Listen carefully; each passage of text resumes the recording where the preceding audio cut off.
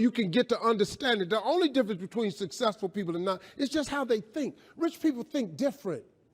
Quit letting people tell you you got to get qualified in another program. You don't need another program to be successful. You need to change the way you think. True desire in the heart, that itch that you have, whatever it is you want to do, that thing that you want to do to help others and to grow and to make money, that desire, that itch, that's God's proof to you, sent beforehand already to indicate that it's yours. This thing, you're doing it for yourself. You're not doing it for anybody else. Yes, your family supports you. Yes, your friends support you, but you're doing it for yourself at the end of the day. And you're the only one who's going out there. You gotta motivate yourself and you gotta want it as much as everybody else on the track. So I've learned that, so it's easier now. So when people say, this season, oh, you're saying it's not running as fast as he should, it doesn't bother me because I've been through this already. And I know what they're gonna say all the time.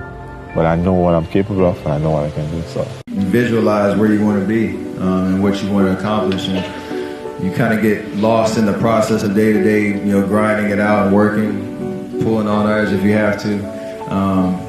It's just about not losing vision and not losing sight of what you're trying to accomplish, no matter what hurdles you have to go through. So I think that kind of relates to whatever you're doing, whatever major you've chosen or what you're interested in. So for me in basketball, and it's about visualizing, whether you write it down, put it on the wall, do something, what your goals are, and get lost in the process of day-to-day grind, day-to-day getting better every single day.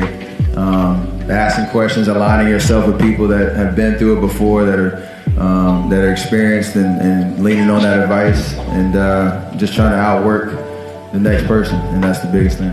I had to learn drive. If you don't have drive, then you quit cultivating your talent. Because once you rest and once you say it's over, I've gotten to the mountaintop, then your talent starts to dwindle. That hustle, what I call hustle, is very important because at some point you're going to be able to pull the hustle back just a little bit and then you pick your spots. The time right now is a hustle to set things up so that in the future you're able to cut back just a little bit and just pick your spot. Your body's a lot stronger than your brain sometimes. And you gotta catch your brain up. Your muscles will be ready to keep going. Your brain will have its limit. You know what I'm saying? And be like, I can't do no more. And then your body will follow suit. But when you can break the mental barriers, you'll notice, damn, I could do way more. I was crazy. You know what I'm saying? I had way more in me. So I think that's an example of like feeling like you can't, like you exhausted, or you about to, you overwhelmed, and then being clear that, this is just how I feel to be pushing yourself more than you ever have, demanding more. That's just the natural way it feels. When you press your line and press yourself to produce more and to be better, you know what I'm saying? Look, you have to stop looking at what you don't have and what's not happening for you and start appreciating like what you do actually have. Like, my man, you got on a nice watch, like your hat is fresh, like there's a lot of things, your family, there's a lot of things to be grateful for.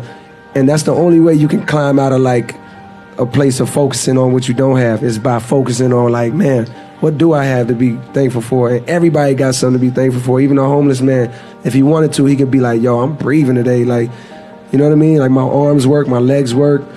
You can start very small, and it's a process, but that's how you can get up out like of a negative space like that. When you're grateful, you can't be worried. You can't be fearful.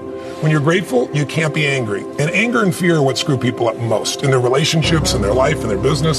So I wire myself. I was saying to you that most people want to be happy, but their habit is to be worried or pissed off or frustrated or stressed. And so they've got a highway to stress and they got a dirt road to happiness.